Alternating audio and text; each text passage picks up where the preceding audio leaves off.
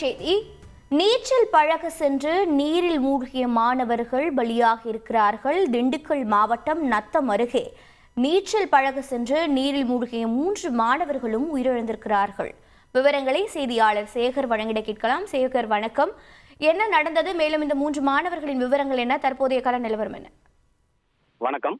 திண்டுக்கல் மாவட்டம் நத்தம் அருகே கொசவப்பட்டியில் உள்ள அரசு உதவி பெறும் பள்ளியில் 8ஆம் வகுப்பு பயின்று வரும் கோகுல் மற்றும் 5ஆம் வகுப்பு பயின்று வரும் யாதேஸ்வர், அதே பள்ளியில் 5ஆம் வகுப்பு பயின்று வரும் ஜாங்லின் இன்பராஜ் ஆகிய 3 பேரும் இன்று பள்ளிக்கு விடுமுறை என்பதால் கொசவப்பட்டியில் உள்ள பேபிகுளம் என்ற கல்குத்து ஊரணியில் குளிக்கச் சென்றுள்ளனர்.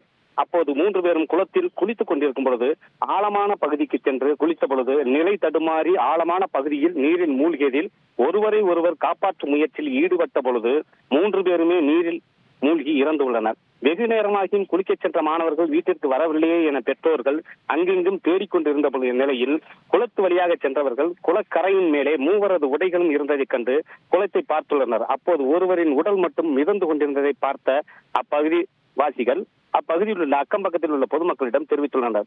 அங்கு வந்த பொதுமக்கள் சானார்பட்டி காவல் நிலையத்திற்கு தகவல் கொடுத்தனர். தகவலின் அடிப்படையில் அங்கு வந்த சானார்பட்டி காவல்துறையினர் மற்றும் வருவாய்த்துறையினர் பொதுமக்களின் உதவியோடு குளத்தூக்கில் மூழ்கி கிடந்த மாணவர்களை தேடும் பணியில் ஈடுபட்டு நீரில் மூழ்கி இறந்த 3 சடலங்களையும் மீட்டு பிரேத பரிசோதனைக்காக திண்டுக்கல் அரசு மருத்துவக் கல்லூரி மருத்துவமனைக்கு அனுப்பி வைத்தனர்.